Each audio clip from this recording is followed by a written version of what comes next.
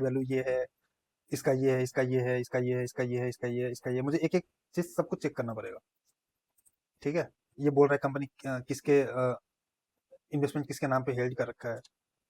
तो मैं ऐसा इन्वेस्टमेंट शेड्यूल क्लाइंट से लेता हूँ। उसके बाद ET reconcile the balance as per investment register with the balance as per GL. अब मेरा ट्रायल बैलेंस में भी कुछ अमाउंट आ रहा है, कुछ अमाउंट उसने शेड्यूल दे रखा था, वो वहां से आएगा। तो मैंने दोनों अमाउंट मुझे सबसे पहले तो मैं अमाउंट चेक करूंगा कि जो ये मेरा इन्वेस्टमेंट शेड्यूल है, ठीक है, इसमें जो ये अमाउंट्स आ रहा है ये सही भी है या भी सही है भी या नहीं है, ठीक है। तो ये मेरा ट्रायल बैलेंस है। ट्रायल बैलेंस में इन्वेस्टमेंट इन रिलायंस इंडस्ट्रीज में मेरा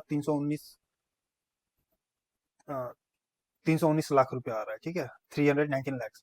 अब इसने जो शेड्यूल दे रखा है ये सही है, तो इसने बोल रखा है मार्केट वैल्यू मेरा 319 लैक्स है। Now we will check whether Reliance Industries was required to be measured at market value और एट कॉस्ट। इसने तो बोल दिया 219 है, क्या पता इसका 250 पे रिकॉर्ड करना हो। अब इसने F B investment in S B I ETF इसने 590 रुपीज इसने ट्रायल बैलेंस में लिखा है। इसका शेड्यूल में इसने 590 इसका मार्केट वैल्यू है, ठीक। ऐसे करके मेरा एबीसी प्राइवेट लिमिटेड 400 रुपया का इसने टीवी में डाल रखा है, और इन्वेस्टमेंट शेड्यूल में ये मार्केट वैल्यू 400 है। अब हमें चेक करना है 400 है भी या नहीं है।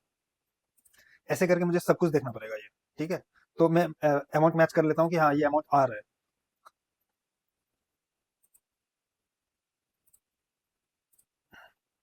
ठीक है। अब ETC asserting that the investments made by the entity are within its authority by verifying the minutes of board meeting। इन्होंने जो ड्यूरिंग देयर जो भी इन्वेस्टमेंट्स इन्होंने ऐड कर रखा होगा, इन्होंने ऐड कर रखा है ड्यूरिंग देयर इन्वेस्टमेंट्स, या एक्विजिशन डेट से आपको पता चल जाएगा।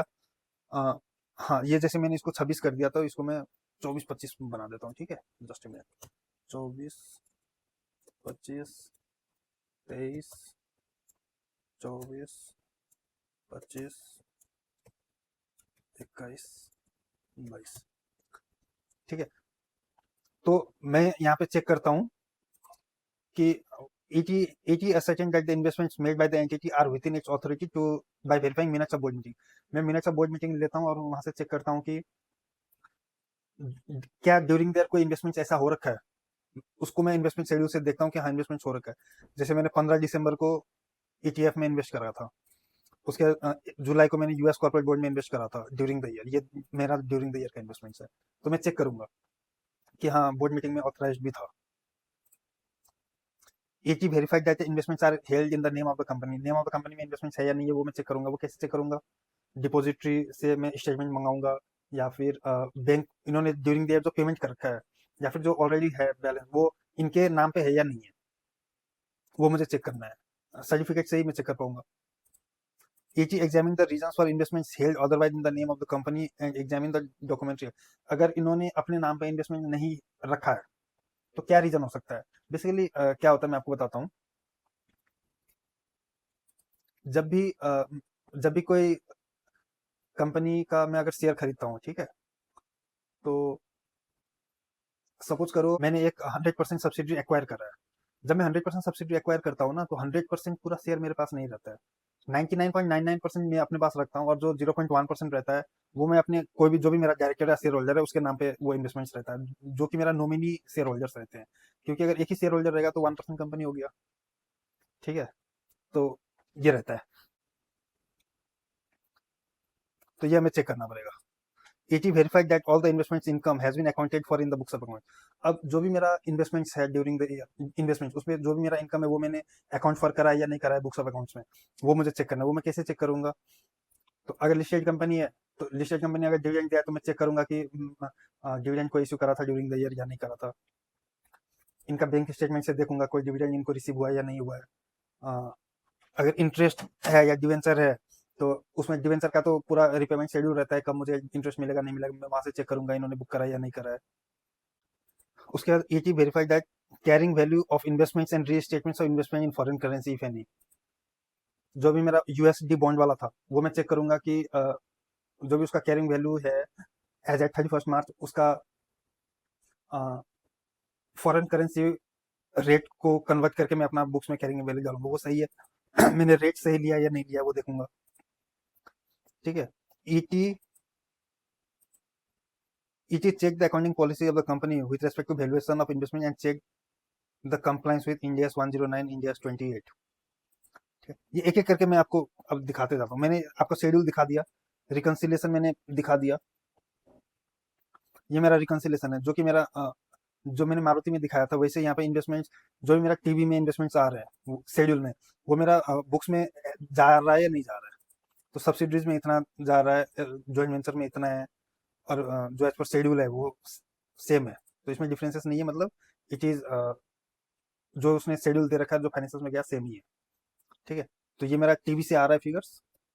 ये सब मेरा फिगर्स वहाँ पे जा रहा है, आप देख लेना, मैं आपको दे दूंगा।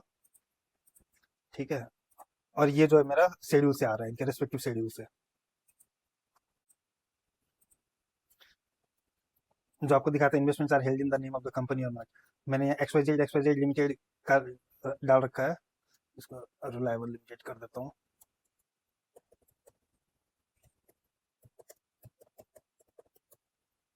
ठीक है,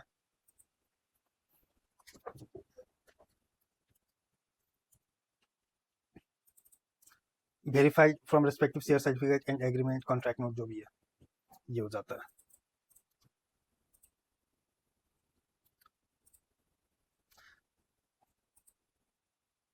So it evaluated management intent as regards to classification of investments into current non current। मैं करंट नॉन करंट में मैं उसको कैसे क्लासिफाई करता हूँ वो मैं देखूंगा। टेस्ट ऑफ डिटेल्स में इन्वेस्टमेंट्स जो भी एक्वायर मैंने किया है, contract note, receipts, other supporting documents देखूंगा। बैलेंस का पीरियोडिक रिकंसिलेशन करूंगा मैं। ठीक है, ये सब यहाँ पे लिखा हुआ है, आप देख रहे हैं, मैं आपको दिखा देता हूँ। ये इन्वेस्टमेंट शेड्यूल हो गया, ये मेरा टीवी हो गया, टीवी में कैसे बैलेंस आता है। ठीक है, ये मेरा एक्सट्रैक्ट हो गया। अब इन्वेस्टमेंट इन subsidiaries, joint ventures, other equity, equity coated. अब इसको एक एक करके मैं आपको चेक कराता हूँ। जैसे मेरा मैंने यहाँ पे टॉप सीट कहाँ गया,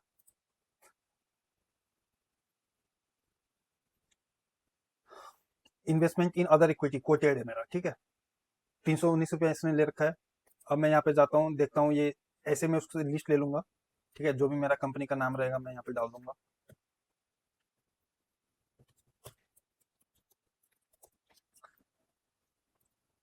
अब देखो, यहाँ पे रिलायंस इंडस्ट्रीज लिमिटेड का मैंने 25,000 क्वांटिटी मैंने शेयर्स लिया था, और जो डिपोजिटरी से जो मुझे रिपोर्ट आया था उसमें भी 25,000 क्वांटिटी था, तो डिफरेंस जीरो है, ये ठीक है quantity. ET has obtain camps report. Camps report आपको पता है, कैम्स कंपनी भी है जो लिस्टेड है, उसके रिपोर्ट से मैंने वेरीफाई कर लिया कि हाँ इतने शेयर्स है इसके पास। डिफरेंस जीरो हो गया मेरा। फेस वैल्यू 10, ये तो आपको मतलब शेयर सर्टिफिकेट इससे भी पता चल जाएगा। एक्विजिशन डेट मैंने इस डेट पे खरीदा था, इतने का मेरा इन्वेस्टमेंट है, 250 लाख का। ठीक है, ड्यूरिंग द ईयर मेरा कोई एडिशन नहीं है, डिलीशन नहीं है, क्लोजिंग मेरा 250 है, ये मेरा कॉस्ट का क्लोजिंग प्राइस है। अब क्लोजिंग रेट जब मैंने देखा मार्केट में, it verified the closing price from publicly available data, जो कि एनएससी बीएससी पे है, तो उसका प्राइस 1275 पहुंच गया था। मैं आपको स्क्रीनशॉट दिखा देता हूँ। 1 अप्रैल का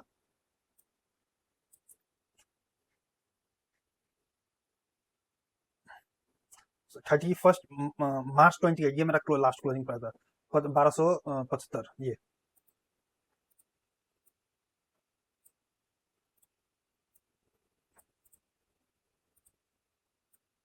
ठीक है, ये अब 1275 मार्केट वैल्यू कितना है इसका, तो मैंने फॉर्मूला लगा दिया, D1 number of equity share into this. D जो है मेरा नंबर ऑफ इक्विटी शेयर था 25,000, इंटू ये करके मैंने इतना कर दिया, तो इसका मार्केट वैल्यू 318 पॉइंट ये आ रहा है। अब इसके मार्केट वैल्यू ये आ रहा है। अब ये मेरा अनकोटेड इक्विटी शेयर था। ठीक है, the entity has classified its quoted equity investments under FBTPL category in accordance with this. इन्होंने क्लासिफाई कर रखा है अपने इसमें। It has verified the classification by reviewing entity's accounting policy. मतलब इसमें क्लासिफिकेशन जो एफबीटीपीएल एफबीटीओ है, उसने अकाउंटिंग पॉलिसी में इन्होंने लिखा हुआ रहता है, which confirms management intention and approval for FBTPL designation. ठीक है, तो इन्होंने एफबीटीपीएल ले रखा है। उसके बाद हम लोग मतलब इन्होंने सही कर रखा है, हमने ये चेक कर लिया कि इन्होंने ये सही कर रखा है, तो 318 में मेरा यहाँ पे इन्होंने सही है। अब दोनों का जो डिफरेंस है 250 था मेरा, ये और दोनों का जो डिफरेंस है गेन 69 रुपीज़ का, वो 69 रुपीज़ का गेन मेरा कहाँ गया है, ये रहा। फेयर वैल्यू गेन इन्होंने पीएनएल में 69 रुपीज़ डाल रखा है, मतलब ये भी सही है। ठीक है, ऐसे ही एक और है मेरा, जो कि मेरा, और इन्होंने इसको नॉन करेंट में क्लासीफाई कर रखा है, बिकॉज ऑफ इनका इंटेंशन होगा कि इसको मैं लॉन्ग टर्म के लिए होल्ड करूंगा। ठीक है, तो इसीलिए इसको नॉन करेंट में डाल रखा है।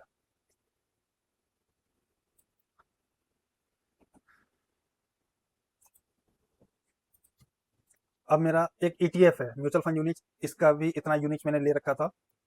ठीक है, 10 रुपए का, दिसंबर 24 में। तो मेरा ओपनिंग है ये इतना 600। ठीक है, ये क्लोजिंग पे मेरा market value, sorry, closing rate इसका मेरा इतना था, ये क्लोजिंग रेट 248 यहाँ पे दिख जाएगा, ये भी कोटेड है।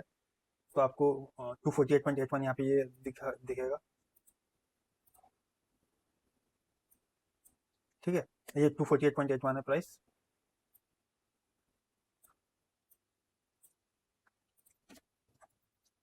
तो मार्केट वैल्यू इसका 590 है, इसको यहाँ पे लॉस हो गया।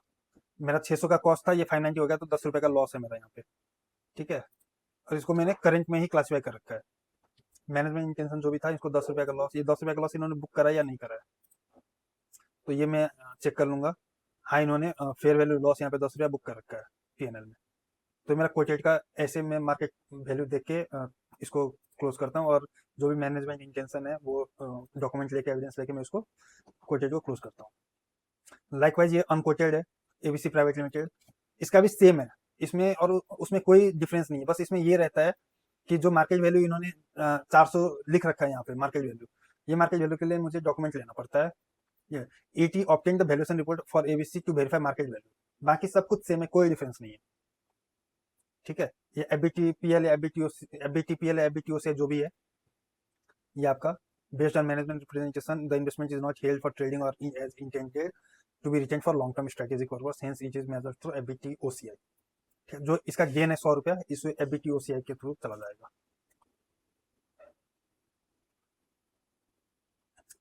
जो इसका इन्होंने जो अनकोटेड है, इसने बोला कि मैं इसको एबीटीओसीआई के थ्रू रूट करता हूँ, तो इसका ये जो 100 रुपया का गेन है, ये मेरा यहाँ पे ओसीआई के थ्रू जाएगा, माइनस 100 रुपया जो लॉस हो गया मुझे। ठीक है, तो यहाँ पे मैं ऐसे करके इसको दिखाता हूँ, ना कि मैं अदर इनकम में दिखाऊंगा इसको। तो मेरा अनकोटेड हो गया, कोई डिफरेंस नहीं है अनकोटेड में, बस एबीटीओ से था, तो इसको मैंने इसको पीएनएल को इनकम लॉस को मैंने अदर इसमें ना डाल के ओसीआई में डाल दिया। हाँ, तो हमने देखा कोटेड और अनकोटेड का टेस्टिंग में कोई ज़्यादा फर्क नहीं होता है, बस ये रहता है कि मार्केट वैल्यू हम लोग पब्लिकली अवेलेबल डेटा से लेते हैं कोटेड के लिए, अनकोटेड के लिए हम लोग वैल्यूएशन रिपोर्ट लेते हैं, और कोई फर्क नहीं है दोनों का अकाउंटिंग ट्रीटमेंट में या फिर बुक्स वर्क पेपर बनाने में। ठीक है, तो मेरा कोटेड अनकोटेड हो गया, अब मेरा बॉन्ड्स पे मैं चलता हूँ। बॉन्ड, रुको, एक एक करके चलते हैं।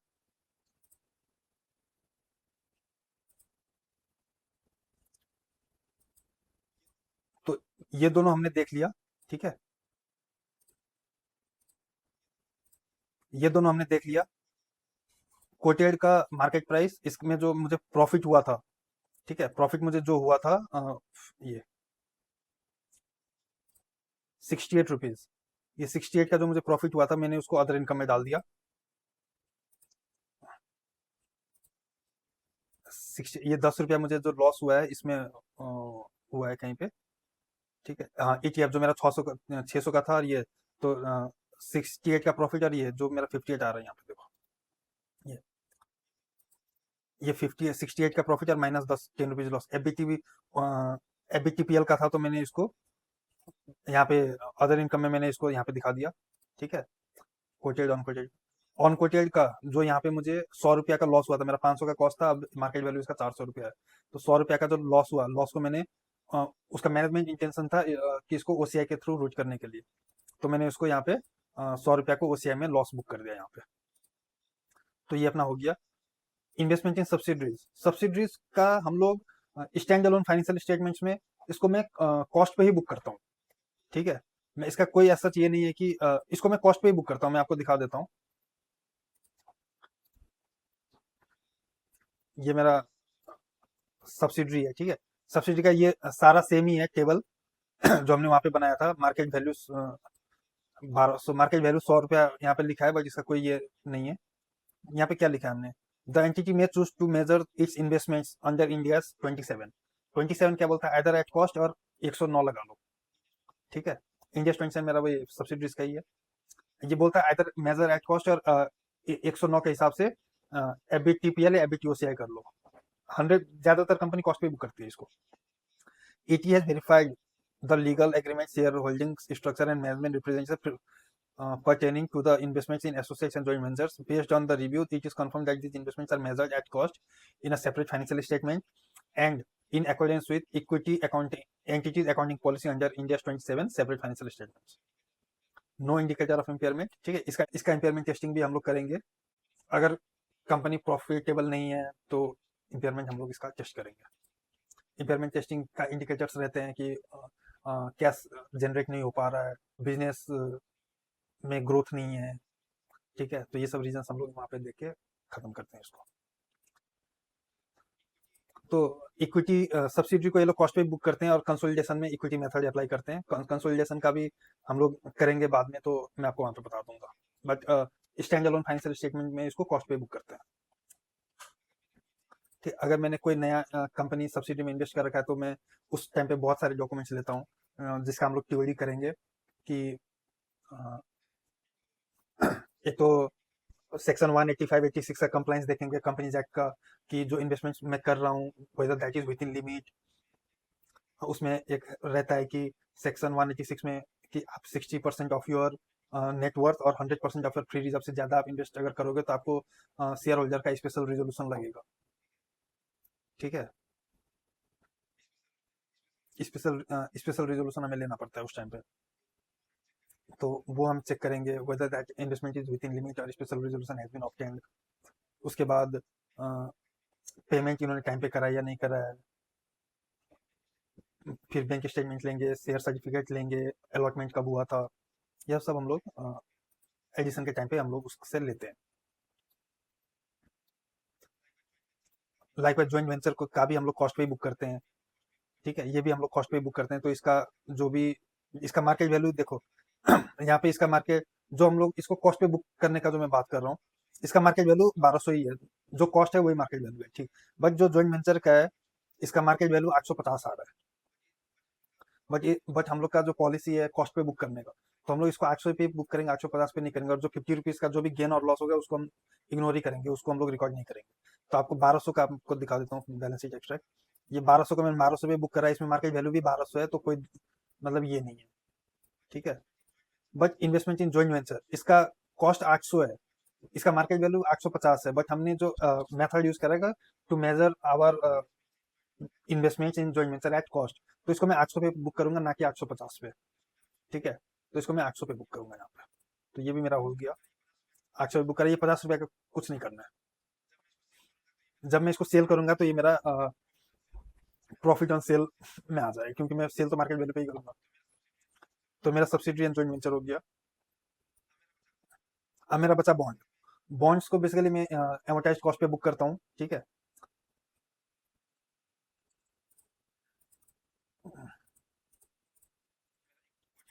तो मेरा एक कोटेड हो गया, अनकोटेड हो गया। अब बॉन्ड्स करता, ये भी हो गया मेरा। अब बॉन्ड्स पे मेरा दो बॉन्ड है, गवर्नमेंट ऑफ इंडिया का है, यूएस कॉर्पोरेट बॉन्ड है। अब बॉन्ड पे डिवेंचर टाइप्स हो गया, ये मेरा फॉरेन इन्वेस्टमेंट्स हो गया।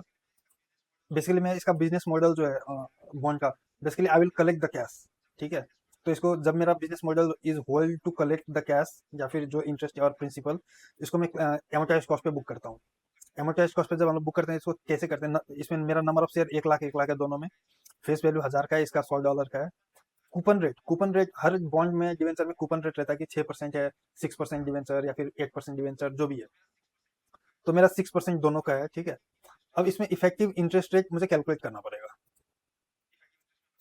इफेक्टिव इंटरेस्ट में बता दो, मैंने इसको एक्वायर करा था 1 अप्रैल 2024 को। मैच्योरिटी डेट है मेरा 2028, ठीक है।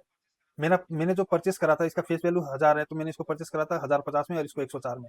इसका फेस वैल्यू 100 रुपया है, तो इसको मैंने 104 में खरीदा था। तो पहले गवर्नमेंट ऑफ बॉन्ड को समझ लेते हैं इंडिया का, फिर आपको यूएसडी भी समझ आ जाएगा। खाली यूएसडी का जो क्लोजिंग फिगर है उसको मैं यूएसडी का जो क्लोजिंग फिगर है उसको मैं डॉलर का रेट्स पे कन्वर्ट करके बुक कर लेता हूँ और कुछ नहीं करना, और उसको मैं फॉरेन एक्सचेंज गेन या लॉस दिखा देता हूँ।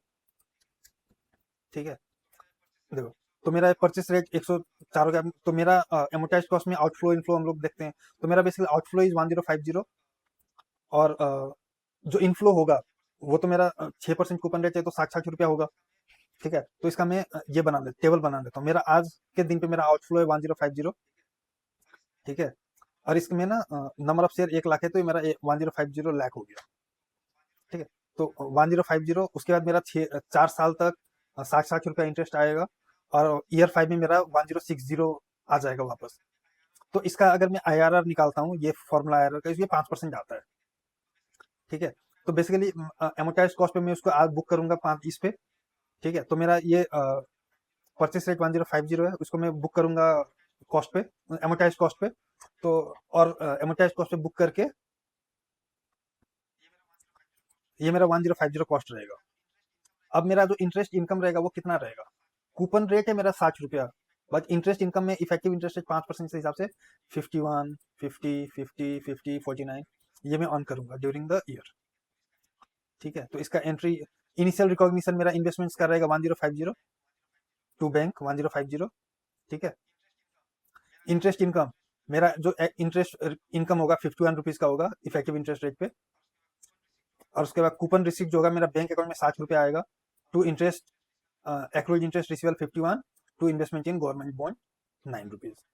तो मेरा गवर्नमेंट बॉन्ड का जो वैल्यू रहेगा एट ईयर एंड 1, वो रहेगा मेरा 1041। 1050 में से मेरा 9 रुपया का कम हो जाएगा ये, क्योंकि ईयर एंड पे तो 1060 एडवर्टाइज कॉस्ट पे कम ही हो जाता है। ठीक है, तो ये मेरा कूपन अमाउंट हो गया। एक्सचेंज रेट मेरा सेम ही रहेगा, इसका 1 रहेगा, इसका जो भी एक्सचेंज रेट रहेगा यूएस बॉन्ड का, ये इस पे खाली यहाँ पे फर्क है दोनों में। तो ये मेरा आईएनआर, ये इतना मेरा इनकम हो जाएगा। ये मेरा कूपन रेट है, कैश फ्लो, ये मेरा इंटरेस्ट इनकम है, एक्सचेंज रेट। ठीक है, इंटरेस्ट इनकम का एक्सचेंज रेट ये होगा, इतना मेरा इनकम हो गया 501। ये मेरा क्लोजिंग बैलेंस है, सॉरी, हाँ, ये मेरा क्लोजिंग रहेगा 9863.79, क्योंकि 100 को मैं क्लोजिंग रेट पे कन्वर्ट करूंगा, तो ये मेरा रहेगा। तो मेरा ये 9864 मेरा गवर्नमेंट बॉन्ड का ये हो गया क्लोजिंग प्राइस, क्लोजिंग बैलेंस। मेरा इंटरेस्ट इनकम हो जाएगा 501 इन आईएनआर। ठीक है, 501 इंटरेस्ट इनकम मेरा यहाँ दिखा देता हूँ आपको। इंटरेस्ट इनकम 501, ये वाला। और अब मेरा एक्सचेंज डिफरेंस जो है, जो कि मेरा एक्सचेंज डिफरेंस का मैं ये फॉर्मूला मेरा बनता है। मेरा क्लोजिंग 103 था, इसका 80 भी 103 जो मेरा क्लोजिंग बैलेंस है, इसका एक्सचेंज रेट 85 माइनस 83, ये 83, तो ये मेरा एक्सचेंज डिफरेंस का बन जाएगा 199। ठीक है, बेसिकली मेरा क्लोजिंग बैलेंस जो है 1011, ये मेरा क्लोजिंग बैलेंस है। ये इसमें से मेरा क्लोजिंग रेट ये है, ओपनिंग 83 था, तो दोनों का डिफरेंस जो भी है 1 रुपीज़ का या 2 रुपीज़ का, जो भी डिफरेंस बनेगा ये 1.9 रुपीज़ का मेरा बनता है। तो मेरा लॉस हो गया यहाँ पे, लॉस गेन है या लॉस है, 19 गेन है, सॉरी 199 का। ठीक है, तो यहाँ पे मेरा फॉरेक्स एक्सचेंज गेन 199 ये बन गया मेरा। ठीक है, तो ऐसे में अपने फाइनेंशियल वर्क पेपर मेंटेन करता हूँ। और यहाँ पे जो भी एक्सचेंज, यहाँ पे जो भी मेरा एक्सचेंज रेट रहता है, उसका मैं उससे डॉक्यूमेंट्स मंगा लेता हूँ क्लाइंट से, कि ये एक्सचेंज रेट सही है या नहीं है, इसको मैं चेक करने के लिए अगर आप फेडेक्स रेट पे चले जाते हो या किसी बैंक से मंगा लेते हो, तो इसका सपोर्टिंग डॉक्यूमेंट्स हमें चाहिए होता है। तो ये मेरा बॉन्ड का ऐसे पेपर बनता है, मैं उसको आईआरआर पे कन्वर्ट करता हूँ पहले। ये मेरा एंट्रीज पास होता है। ठीक है, इन्वेस्टमेंट इन बैंक, ये आपका अकाउंटिंग एंट्रीज हो गया, ये आपका आईआरआर निकालने का तरीका है, डायरेक्ट कैश फ्लो से ये बन जाएगा। फिर आपका ये वर्क पेपर ऐसे रेडी हो जाएगा। ठीक है, तो ऐसे हम लोग वर्क पेपर इसका बनाते हैं। तो इसमें हमने किस किस टाइप के इन्वेस्टमेंट कवर करे, मैं आपको एक बार समराइज कर देता हूँ। रिलायंस इंडस्ट्रीज मेरा मार्केट का था, तो मैंने एनएससी बीएससी से इसका मार्केट वैल्यू ले लिया, फिर उसका मैंने डाल के पीएनएल या एफबीटी, पहले एफबीटीओ सीआई पे जो भी मैनेजमेंट का इंटेंशन रहता है वो चेक कर लिया मैंने। ETF का भी FBTPL ही रहता है मोस्ट प्रोबेबली, तो इसका भी मैंने मार्केट वैल्यू से देख लिया। प्राइवेट कंपनी का मैंने वैल्यूएशन रिपोर्ट में मंगाऊंगा क्लाइंट से, वैल्यूएशन रिपोर्ट से चेक करके FBTPL FBTO से जो भी होगा वहाँ पे मैं उसको क्लासीफाई कर दूंगा। बॉन्ड्स का मैं अमोर्टाइज्ड कॉस्ट पे उसका जो भी मेरा आउटफ्लो और इनफ्लो हुआ दोनों का IRR निकाल के जो भी IRR बनेगा मेरा कॉस्ट पे उस IRR को मल्टीप्लाई करके इंटरेस्ट इनकम बना लूंगा। और मेरा US बॉन्ड जो है उस पे मैं एक्सचेंज रेट का मैं क्लाइंट से मंगा लूंगा, फेडेक्स से देख लूंगा एक्सचेंज रेट क्या यूज कर रहा है, और जो भी मेरा गेन लॉस है वो चेक कर लूंगा मैं वहां से। और सब्सिडीज और जॉइंट वेंचर का मेरा कॉस्ट पे बुक होता है। तो ऐसे कर, और इसका जो सब्सटेंटिव टेस्टिंग जो भी हमें सपोर्टिंग डॉक्यूमेंट चाहिए होगा वो हम लोग सपोर्टिंग डॉक्यूमेंट्स क्लाइंट से लेते हैं, और इसको यहीं पे QLD करके हम लोग इस वर्क पेपर को क्लोज कर देते हैं यहीं पे। ठीक है, तो ऐसे करके ये मेरा इन्वेस्टमेंट्स का वर्क पेपर बनता है फाइनेंशियल्स में। और इन्वेस्टमेंट्स में हम लोग 100% चेकिंग करते हैं, और इन्वेस्टमेंट में हम लोग 100% चेकिंग करते हैं। ऐसा नहीं कि सैंपल बेसिस पे कुछ उठा, सैंपल बेसिस पे इसमें कुछ नहीं होता। वैसे इन्वेस्टमेंट में 100% ही हम लोग चेक करते हैं सब कुछ, ऐसा नहीं कि सैंपल बेसिस में निकालते हैं। कंफर्मेशन भी सबको भेजते ही है, क्योंकि इन्वेस्टमेंट ऐसा एरिया है जहाँ पे आप सैंपल बेसिस से काम करके कुछ होगा नहीं। ठीक है, तो ये मेरा इन्वेस्टमेंट्स का कंप्लीट होता है। अब इसके बाद हम लोग स्टार्ट करेंगे रिसीवेबल्स।